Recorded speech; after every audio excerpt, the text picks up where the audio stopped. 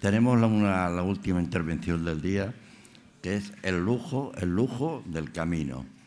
Tenemos nada más y nada menos que a don Fernando Santos Urbaneja, peregrino, hospitalero, escritor, músico, que seguro que nos va a dejar una huella imborrable en las palabras que nos diga esta tarde. Fernando, tuyo el micrófono. Muchas gracias.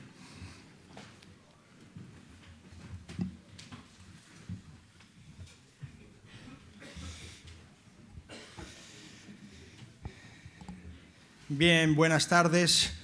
Más que nada soy hospitalero, yo y más que nada quiero ser hospitalero. Os contemplo como llegando de una larguísima y extenuante etapa y tengo que adaptarme yo a mí mismo para, en fin, hacer más bien que mal. La verdad es que me ha durado un poco la idea porque oyendo a Begoña y eso que nos ha contado de aquella chica que llegó llorando por la muerte del abuelo, se sentó, estuvo, supongo, mucho tiempo, y al cabo de muchos años recibió una carta. Te agradezco el silencio. Pues eso es lo que había pensado yo, sentarme aquí un rato. E imaginar que dentro de 10 años alguien de ustedes dice, Fernando, estuviste sembrado en tu silencio. Pero estaba yo en esas.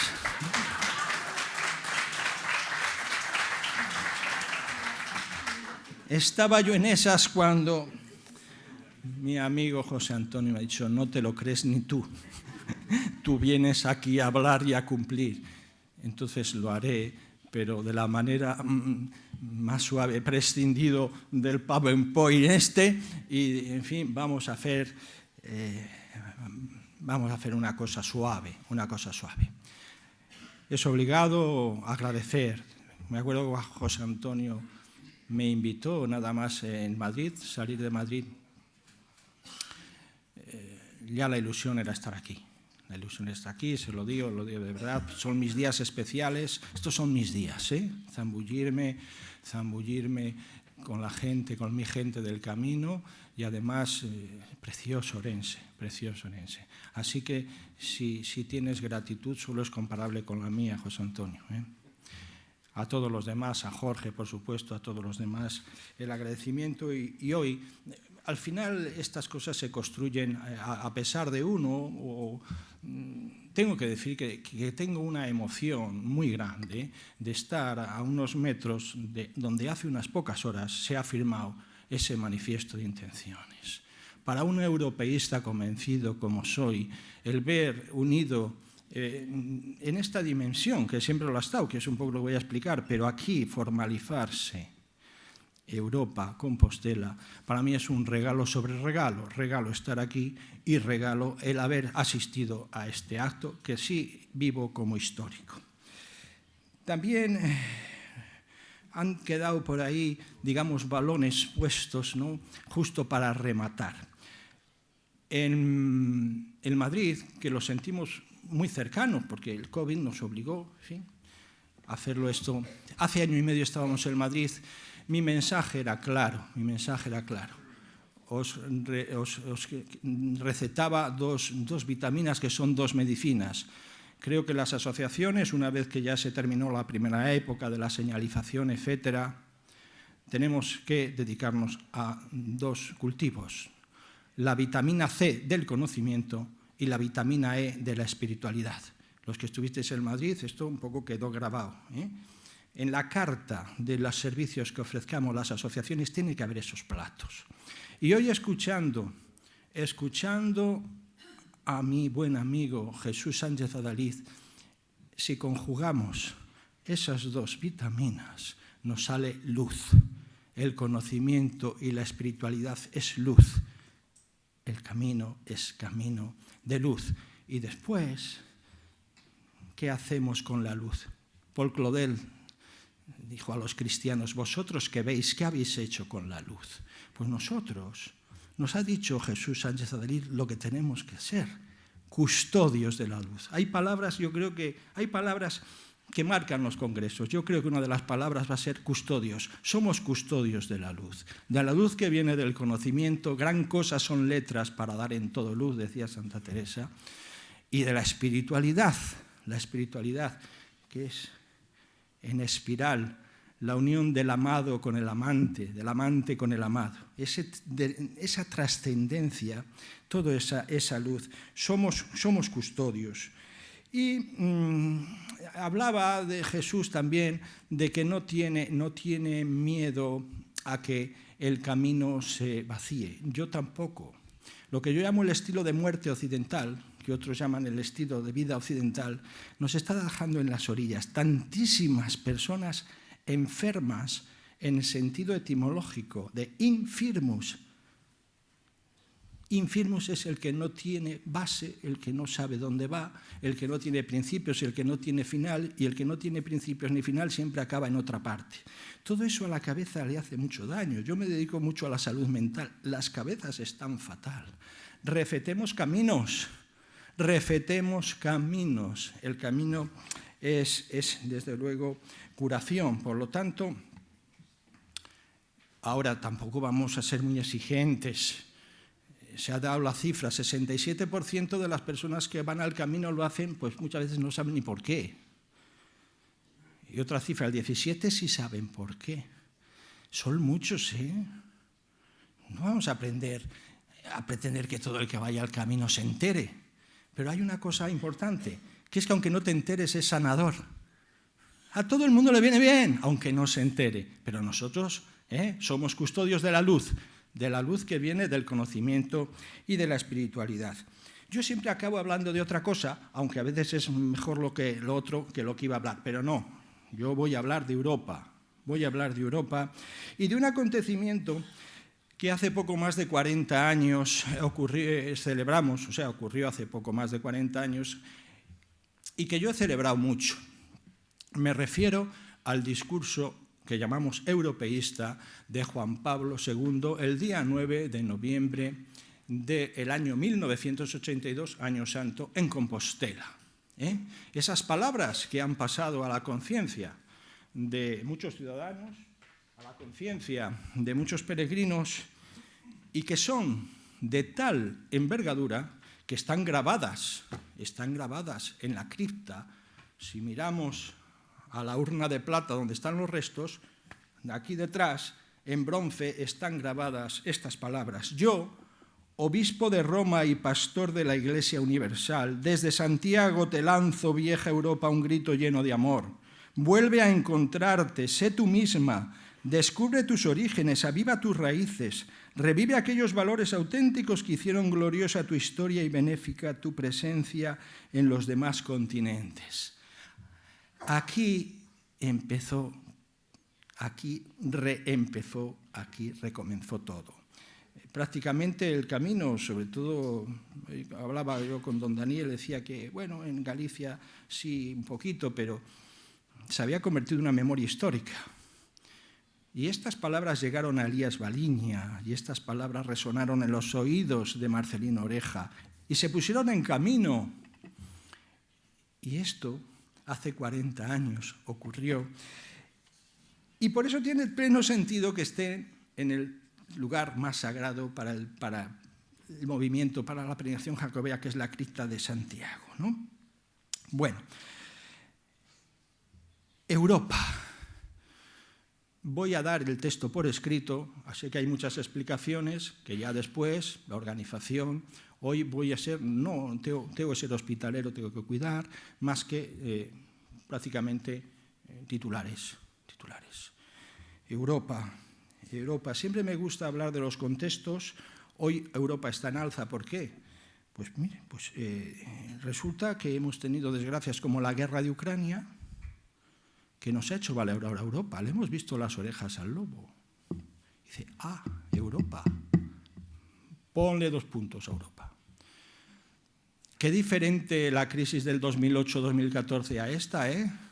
Aquella fue la Europa que mandaba hombres de negro a Atenas, que yo como platonista. Y esta es una Europa que dice, estamos todos tranquilos porque los fondos europeos, ponle otros 3 puntos a Europa. Europa, ahora mismo. ¿Pero qué es Europa? Bueno, pues Europa, como toda comunidad, como toda familia, como toda nación, es un pasado común de glorias y remordimientos. Glorias y remordimientos, un doble pedal, a veces pena, a veces vergüenza.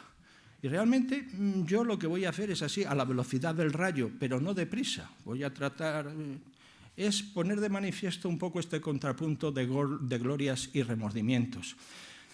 Diré un poco de los papas. No hace mucho, el papa que tenemos, el Papa Francisco, cuando recibe en el Vaticano el premio Carlomagno, el 6 de mayo del 2016, dice: ¿qué te ha pasado, Europa? ¿Qué te ha pasado, Europa? ¿Qué te han hecho? ¿Qué te hemos hecho, Europa? Bueno, pues esto telegráficamente, ahora me vuelvo al principio y digo, ¿qué es Europa? Porque primero vamos a hacerla, después la vamos a deshacer y vamos a ver cómo hemos caminado. Y todo así a golpe de titular, ¿no? Europa es un sumatorio, para mí es un sumatorio de tres elementos: uno material, que es el físico, el territorio, y dos inmateriales. En el origen, el primer elemento inmaterial es una creencia, que originariamente era el cristianismo, y el segundo elemento inmaterial laico es el derecho que se hace para el camino, para el peregrino, protegiendo al caminante. Era muy improbable que alguien que saliese de Bolonia o de Varsovia llegase a Santiago y volviese vivo si no hubiese una coalición en el derecho del poder temporal de los papas y del poder espiritual de los reyes. No podía ser. Y ese germen de derecho que rige, aunque pase las fronteras, es otro elemento aglutinador. Así que telegráficamente, para mí, ¿qué es Europa? Un territorio, un elemento inmaterial, que es la creencia, y un elemento inmaterial, que es el derecho. El territorio lo describió Estrabón. Hubo una época, la única época, la paz romana. Hubo 200 años de paz, entre el 29 a.C., en que Augusto, cuando vuelve de pacificar a los vascos, manda a cerrar el templo de Jano, porque ya no es necesario, hasta la muerte del último emperador estoico. Eso es la paz romana. Y ahí Estrabón dibuja Europa, más o menos como la conocemos. Y además, ahora nos suena, dice, reinando Augusto y estando la tierra en paz, nació el Mesías. Porque es que este es el segundo elemento. Me paso ya del territorio al primer elemento que nos va a identificar, el cristianismo. Sí, señor, aprovechando que la tierra estaba en paz, nació el Mesías. Todo empezó antes, todo empezó con un mensajero, un encuentro y un mensaje. El mensajero, el arcángel San Gabriel. El encuentro es con una joven de Nazaret que se llama Miriam, y un mensaje: ¿aceptas ser la madre del Hijo de Dios? Sí, acepto, pues venga. Y aquí tenemos todo esto, en que no me voy a entretener, pero sí, cuando después de la crucifixión viene la resurrección, viene este id y predicad el Evangelio. Se ha hablado mucho hoy de sal de tu tierra, de Abraham. Eso es Dios Padre, sal de tu tierra. Es Dios Hijo, Jesucristo, id y predicad. Y claro que lo hicieron, unos más que otros. Algunos de los apóstoles, la verdad que no sabemos si se movieron mucho. ¿Quién se movió más? Hombre, nosotros sabemos lo de Santiago, pero lo de Santiago es muy conceptual, muy mítico. Pero yo reivindico ahí, al galope, reivindico a San Pablo. San Pablo sí que recorrió los territorios que Estrabón había dibujado como Europa. San Pablo es una figura inexplicada, no inexplicable, pero inexplicada, porque y mira que él, hablaba idiomas, era guapo, tenía la nacionalidad romana, pues, tenía todo. Entre San Lucas en los Hechos de los Apóstoles y lo que él escribía, que escribía cuando estaba preso, que fue la mitad de su vida, pues sabemos todo. Y San Pablo evangelizó Europa. San Pablo evangelizó Europa. O sea que no es europeísta, sino que él es el que hace, el que pone este elemento. Y en Europa, en Roma, fue martirizado a él como ciudadano romano, le cortaron la cabeza el mismo día o en días próximos a San Pedro. Así que tenemos ese cristianismo que nos va a identificar. Europa, no olvide sus raíces, venimos de aquí. Al principio las comunidades, como nos dicen los Hechos de los Apóstoles, lo vivían, compartían, eran bien vistos por la gente. Y me voy a referir a un cordobés, a Osio. Osio era el obispo de la pequeña comunidad cristiana de Córdoba, y en la persecución de Diocleciano a los digamos, cristianos de menos categoría los mataban y a los obispos los desterraban. Se fue a Roma y allí hizo amistad con Santa Elena, que era la madre de quien fue después el emperador, de Constantino el Grande. ¿Y por qué tiene esto importancia? Porque fue Constantino el Grande el que le levantó la prohibición al cristianismo, al culto. Entonces, a partir de ese momento no solo es que ya los cristianos se pueden manifestar con normalidad, sino que hay el comienzo de eso que se llama el cesaropapismo. Es un doble pedal de colaboración. Es decir, el poder temporal y el poder espiritual van a trabajar juntos. Y esto prácticamente hasta la Ilustración va a ser un doble pedal, van a estar siempre así. Y hoy en día hay algún país, ¿verdad?, donde se sigue coronando a los reyes en las abadías y en las signo de este maridaje, ¿no? Bueno, pues Constantino, ya tenemos ese cristianismo en libertad, después la caída del Imperio Romano de Occidente. San Benito, importantísimo San Benito. ¿Pero por qué es tan importantísimo San Benito? Por la regla, esto ya lo hemos contado, el ora et labora. Este doble pedal hace, como se ha dicho, que el cristianismo siempre está en tensión con el porvenir. En Oriente hay otras religiones que son más de compasión, que son más estáticas. El cristianismo es como un arco, siempre, por eso hemos avanzado mucho en lo tecnológico, y cuanto más al norte más, ¿no? ¿Por qué? Porque reza y trabaja, y estudia, y progresa, ¿eh? Este factor, aparte de que después, como veremos, va a ser el que... No sé cómo voy de tiempo, porque...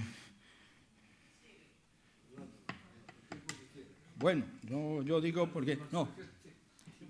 Lo que digo que después hablaré mínimamente. Venga, nos vamos allá a cuando aparece, porque yo esto lo he planteado así, yo voy por el centro de la calle, ¿no? Y a un lado digo, ¿cómo va el camino? ¿Y cómo va Europa? ¿No? Un poquito así voy repartiendo juego. Claro, el camino, pues hasta ahora no. Oye, allí estaba en Iria Fabra enterrado, pues no lo sabía nadie. Hasta el año 813, 814, elijamos la fecha, que aparece la primera invención, el primer hallazgo del cuerpo. Bueno, claro, a partir de ahí ya tenemos un lugar donde caminar. Ahí es donde empieza, de manera al principio menos, después ya más, ¿no? Y queremos daros una noticia, poco algunos ya lo sabéis, dentro de esta aportación de lo inmaterial, de esta aportación por el cupo del conocimiento. Isidro Rodríguez, mi presidente, y yo hemos escrito un libro que se titula Peregrinos famosos por el camino mozárabe a Santiago. Está ya ahora las editoriales avisan, avisan, y yo creo que en junio lo tendremos. No hay mucha literatura sobre el camino, los caminos del sur. Bueno, es otra aportación. Bueno, pues ya tenemos a la cristiandad caminando. De los 3 continentes conocidos en ese momento, la única ni camina África ni camina Asia. Camina Europa, Estrabón, San Pablo. Vamos cogiendo las piezas, las vamos poniendo las piezas. El Codex Calixtinus es un punto de llegada. Había que explicar aquello y se explicó. Tiene mucho de mito, algo de místico, pero bueno, está bien. Después están los monasterios, la Orden de Cluny, hay cosas que ya se han hablado, los benedictinos, el estatuto jurídico del peregrino, Alfonso X. Voy saltando porque yo creo que la parte esta del cristianismo está clara. La parte inmaterial del derecho común, algo ya lo he adelantado. Oye, los peregrinos se casaban, los peregrinos se morían, los peregrinos dejaban a deber en el mesón, les robaban las cosas. Bueno, pues hubo que hacer un conjunto de normas, que es lo que llamamos el Estatuto del Peregrino Medieval, que está basado, como no, en el derecho romano, en el derecho de los mercaderes. También había muchos mercaderes que iban a Roma e iban como los peregrinos de paso, pero con distinta intención. Entonces, este corpus es el que apoya tanto la parte espiritual del Papa como la de los reyes, y esto nos unifica. Así que ese sumatorio, sobre un territorio tenemos una conciencia, una religión y una parte del derecho, no todo. Otras partes regían los usos, pero una parte. Con lo cual, digamos que yo considero que ya tenemos a Europa. Ya tenemos la Europa. Estamos en el siglo XIII, el siglo XIV hubo mucha peste, fue malo. El siglo XV vamos, y ya que me he plantado en el siglo XVI, me he plantado en el siglo XVI porque aquí viene un desgarrón enorme. Y me refiero a los cismas, y me refiero a la Reforma protestante. Hasta ahora la cristiandad había caminado junta a Compostela. A partir de en 1517 Lutero publica sus célebres 95 tesis, pero en el año 1510 le enviaron a Roma. Él iba devoto, era un monje devoto, y se quedó perplejo y horrorizado de cómo se desenvolvían las cosas en Roma, de cómo se comportaban los clérigos, de cómo se traficaba con tal, y él quedó horrorizado. De manera que después, a partir del 1517, tiene una hostilidad completa al camino. O sea, no solo es burla, es hostilidad. Con lo cual, de Alemania no vienen. No vienen.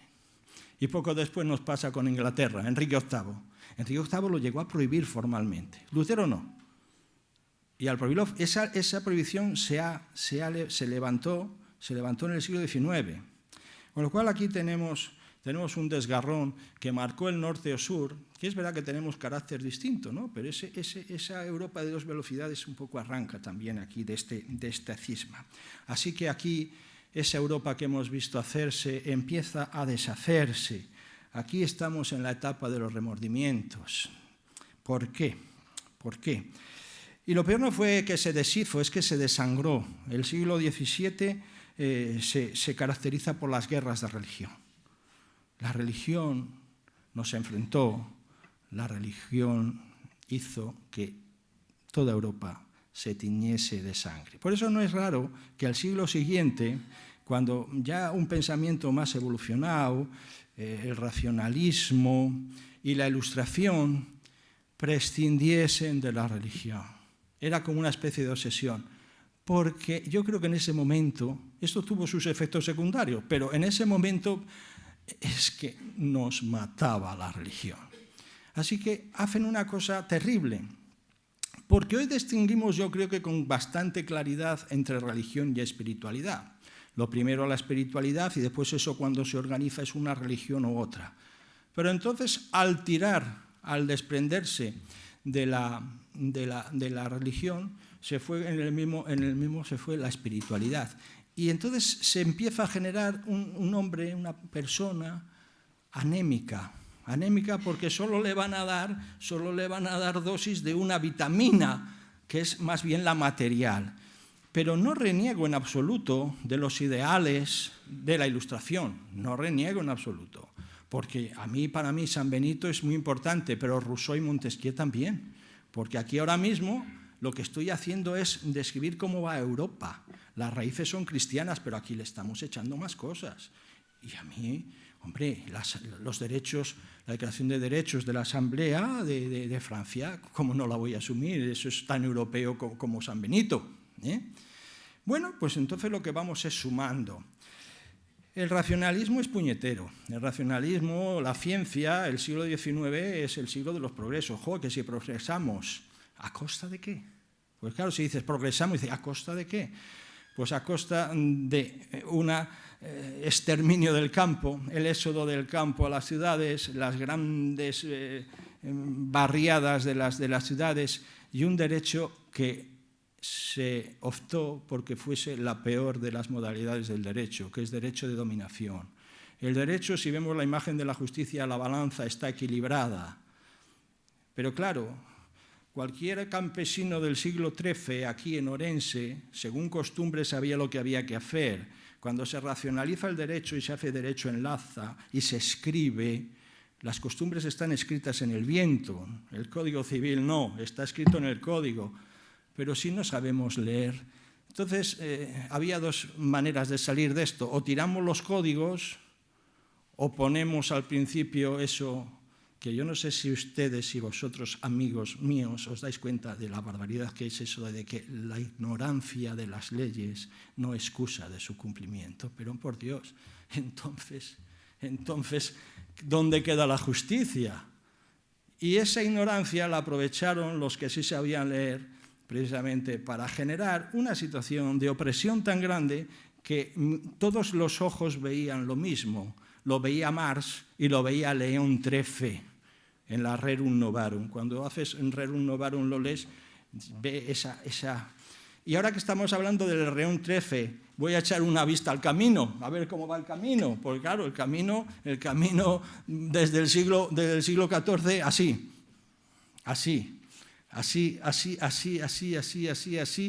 Pero, hombre, la segunda invención de cuando el obispo Pallay Rico supuso un revulsivo grande, porque haciendo las obras estas, cuando aparece, claro, cuando vino Drake, el pirata, lo escondieron y hasta el 1887 no aparecen otra vez. Y, hombre, ahí volvimos un poquito a cobrar un poquito de aire en el camino, pero no, tampoco eso tuvo unos efectos muy grandes, ¿no? Bien,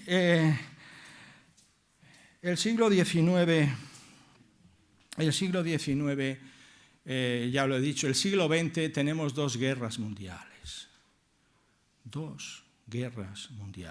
horror tras horror.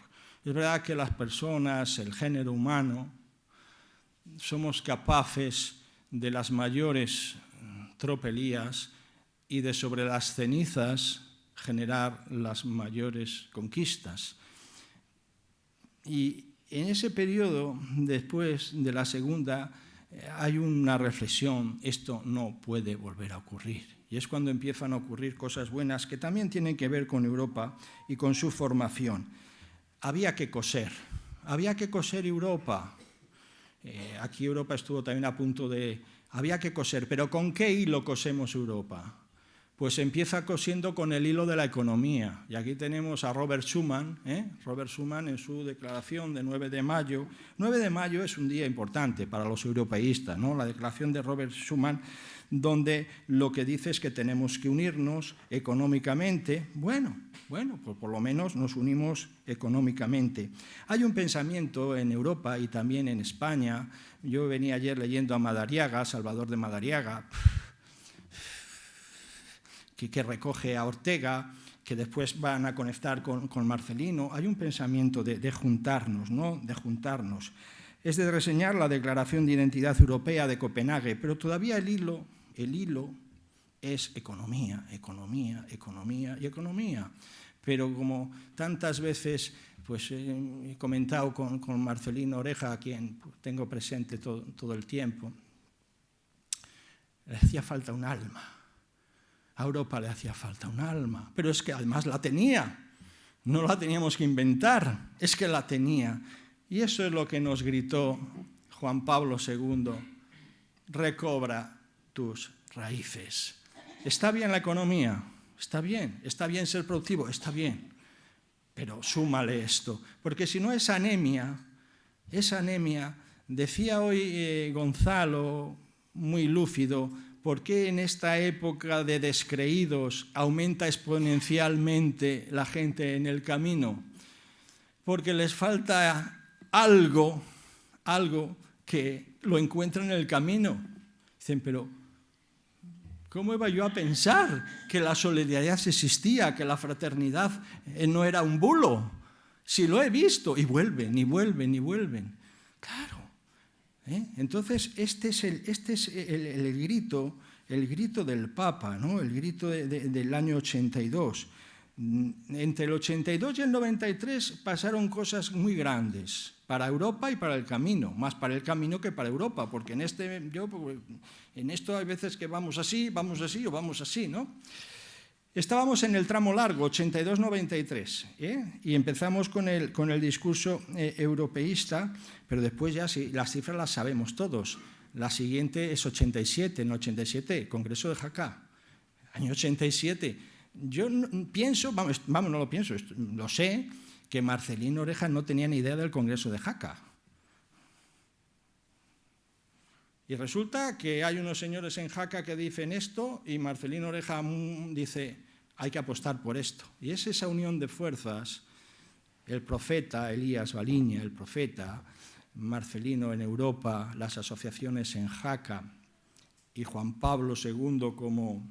Eso es lo que hace que en estos 11 años que van del 82 al 1993 el camino resucite y tome un vigor que ya en el año 93 yo creo, no tómese, pero creo que se dieron ya 200.000 compostelas, cuando se daban 2.000 hace 10 años. Esto lo estudian en las grandes escuelas de negocio. Lo estudian. Dice, ¿cómo es posible? La empresa de éxito mayor. Dice, pues mire, solo hay una cosa, magia. Esto no tiene más que esa magia. Distingo mucho entre ilusionismo y magia. Ilusionismo no es verdad, la magia sí. La magia de la fraternidad, de los efectos multiplicadores. Yo creo que el único milagro que no hizo Jesucristo fue la multiplicación de los panes y los peces. Estaban todos, lo que pasa es que se lo guardaron. Todo el mundo había llevado el pan y el pez. Dice, ¿quién tiene? Pues 2 pringaos allí. Dice, hombre, ¿nos da vergüenza? Dice, sí, un poco sí. Y comieron todos. Eso no es magia. Vamos, eso es la magia de la buena, eso no es ilusionismo, ¿no? En fin, la magia de la fraternidad, que es esa vitamina que tenemos que... Así que ya estamos en nuestros días. Los papas han sido de verdad los que... Hombre, podemos hacer una galería y ya ese doble pedal de un poco del poder temporal, recobrando esta idea, y el poder espiritual. Bueno, por el poder espiritual, los papas, desde Pío XII, que nombra a San Benito patrón de Europa, Pablo VI padre de Europa, después tenemos a Juan Pablo, que es el que más pone, Ratzinger, que tiene una obra, Otra mirada sobre Europa, impresionante, y Juan Pablo y el Papa Francisco, que también recibe el premio Carlomagno en Estrasburgo, tiene unos discursos, y por el lado del poder político, pues hombre, tenemos que recordar a Schuman, tenemos que recordar a Delors, tenemos que recordar incluso a Angela Merkel, a Marcelino, en fin, todo eso es Europa. Todo es este doble pedal. Y ya estoy en el siglo XXI. A ver si me va a sobrar tiempo, José Antonio. No, creo. Porque es que ya estoy en el siglo XXI, que es un siglo horrible. ¿Pero qué hemos hecho? No, yo creo que... No sé si recordáis, ya tenemos una edad... La Nochevieja del año 1999.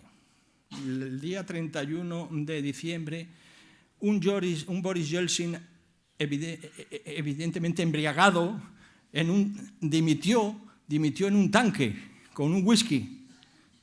¿Quién tomó el poder? El vicepresidente. ¿Quién era? Putin. Yo creo que ya empezamos mal. Entonces ya después vinieron las Torres Gemelas, nosotros tuvimos nuestro 11M, después las otras torres que cayeron, que son las económicas, ¿quién lo diría? Eso no, el mercado se cayó. Después es que ya también teníamos que tener la pandemia y la guerra, en fin, esto es mucho el Brexit, un dolor muy grande, ¿no? Al final... Yo creo que recetemos el camino.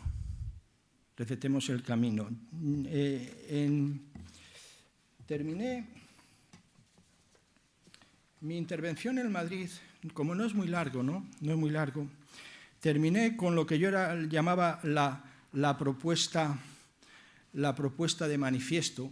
Como no es muy larga y resume bien, la voy a leer, ¿no? Decía yo el día 22 de octubre en Madrid: constatamos que el mundo vive una profunda crisis. A la posmodernidad ha sucedido el transhumanismo que fía la solución de los problemas únicamente a los avances técnicos y científicos. Constatamos que el creciente estrés de nuestra civilización provoca a partes iguales ansiedad y depresión. Constatamos que la soledad no querida es una pandemia aterradora. Constatamos que el medio ambiente se encuentra seriamente amenazado. Constatamos que en gran parte del mundo se percibe un sentimiento de hastío y de problema. Al propio tiempo, proclamamos que el camino es una referencia sanadora. Sus valores ofrecen un valioso modelo de convivencia en paz y fraternidad. En palabras de Marcelino Oreja, un grupo de peregrinos es, en su mejor momento, un paradigma de convivencia, una réplica ideal de lo que podía llegar a ser la humanidad.